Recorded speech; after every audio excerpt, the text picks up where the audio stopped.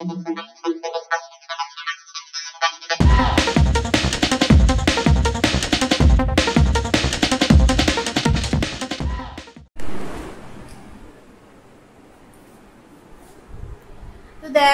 এখন বাজে 9:45। তো গুড মর্নিং সবাইকে। এখন থেকে ব্লগটা স্টার্ট করলাম। আর যে যেখান থেকে ব্লগটা দেখছি সবাইকে অনেক অনেক ধন্যবাদ। আর যে যে বন্ধু করেছো বা করনি সবাইকে অনেক অনেক ধন্যবাদ আর অনেক অনেক স্বাগত সবাইকে। তো চলো সবাইকে গুড মর্নিং দিয়ে স্টার্ট করলাম। নিশ্চয়ই যে আসছো মানে আমার বন্ধু করেছো বা করনি সবাইকে অনেক অনেক ভালোবাসা আর অনেক অনেক স্বাগত। হাই ফ্রেন্ডস, ওয়েলকাম টু শিশালদার ব্লগ। তো বন্ধু যারা করেছো বা করনি সবাইকে অনেক ভালোবাসা অনেক স্বাগত।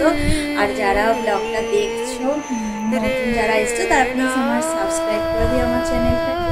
তো এখন চলো রান্নাঘরের দিকে যাই। তো রান্না কি করব সেটা তোমাদের সাথে অবশ্যই সবটাই শেয়ার করব। তো চলো এখন দেখি রান্নাঘরে যাই। চলো।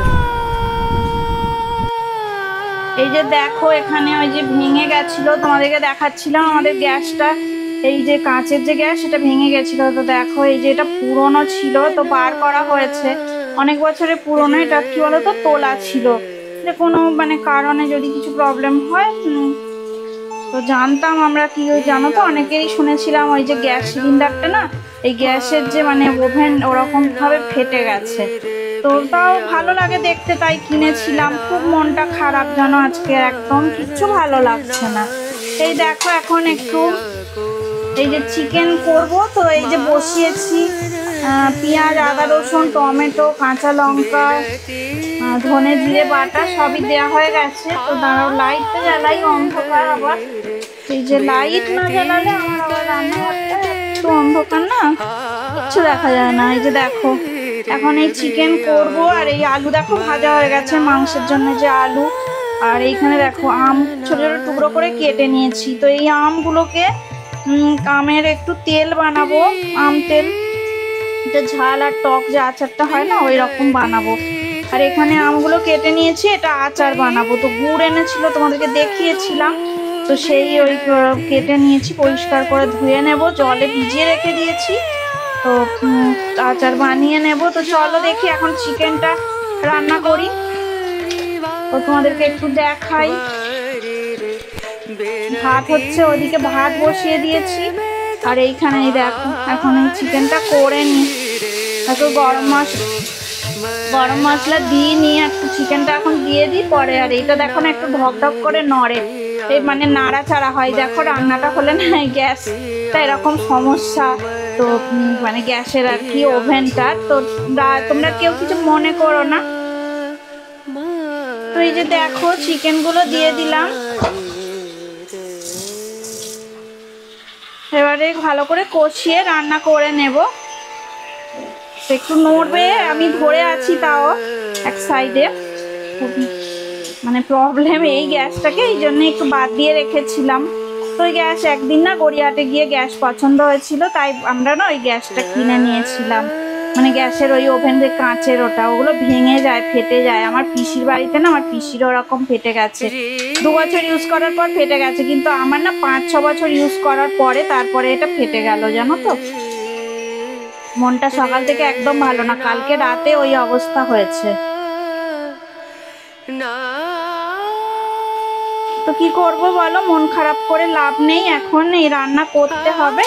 এইভাবেই মন খারাপ করে কি হবে, একটা আসলে এক শখ করে জিনিস কিনেছিলাম না, তাই জন্য ওটা ভেঙে গেছে, মনটা একটু সত্যি খারাপ।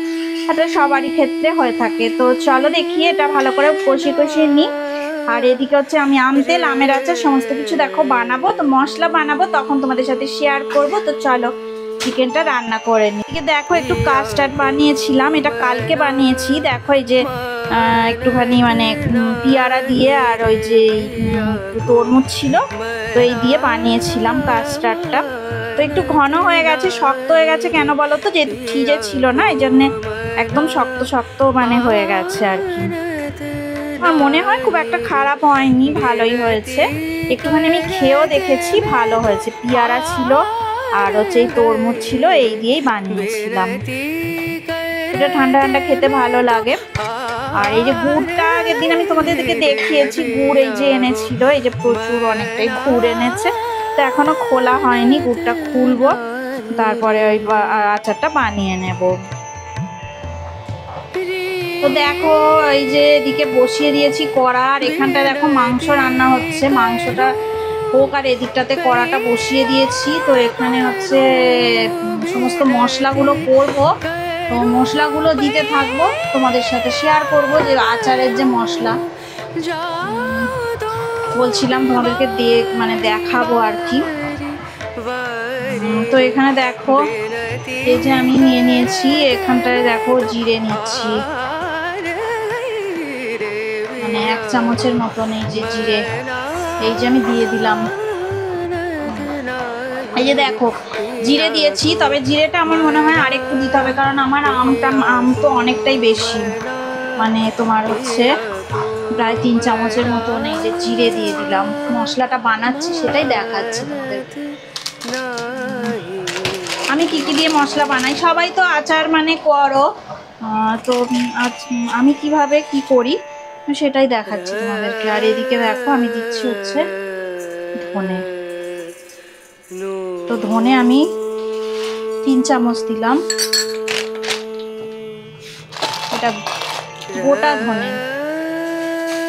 তো শুকনো লঙ্কা আমি 2টো দিলাম, কারণ আমার আবার ছেলে কি বলতো ঝাল খেতে পারে না, আর একটা আম তেলের জন্যে যদিও আমাকে মানে আরও একটা দিতে হবে, কারণ আমি যেহেতু আম তেল বানাবো একেবারেই আমি বানিয়ে নিচ্ছি, তো আম তেলের জন্যেও আমাকে দিতে হবে, আর আম তেলের জন্য আর একটাও দিয়ে দিলাম 2টো।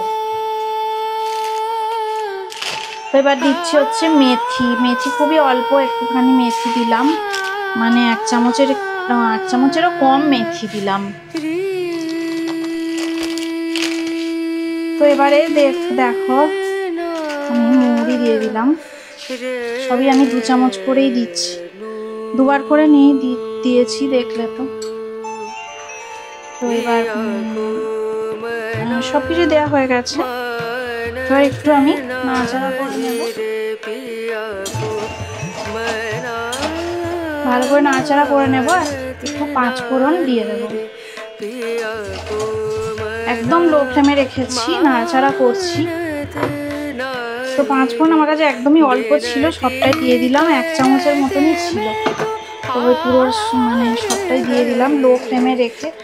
দেখো একটু নড়ছে কড়াটা, প্রবলেম হচ্ছে, তো এইভাবেই দেখাচ্ছি কি করবো বলো।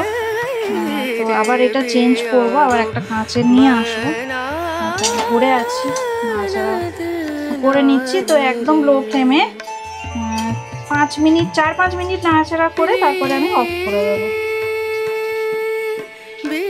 আচারের মশলা রেডি হয়ে যাবে। তো দেখো এবার অফ করে দিলাম, কারণ অনেকক্ষণ ধরেই করছি, মশলা রেডি একদম। আর এখানে দেখো চিকেনটা যে রান্না করছিলাম, তো চিকেনটা পুরো রেডি হয়ে গেছে একদম সুন্দর করে, এই যে দেখো চিকেন। এবার আমি অফ করে দেবো চিকেনটা।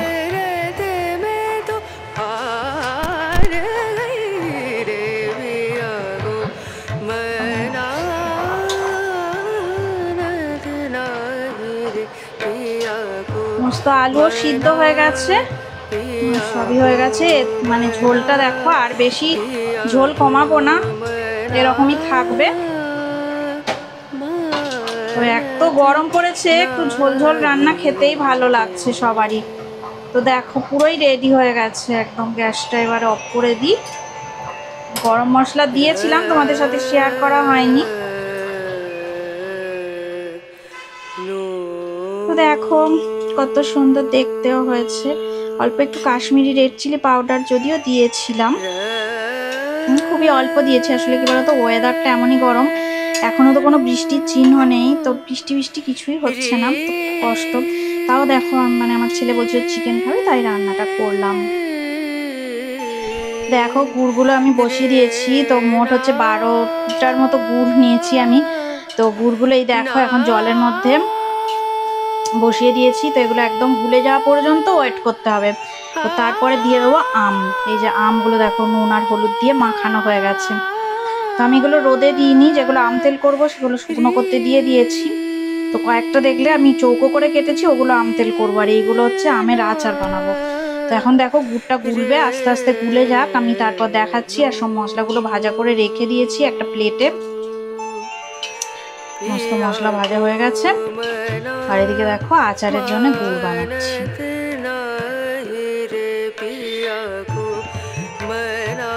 ভিডিওটা যদি ভালো লেগে থাকে অবশ্যই লাইক দেবে, শেয়ার করবে আর কমেন্ট করে আমাকে জানাবে তোমাদের কেমন লাগলো।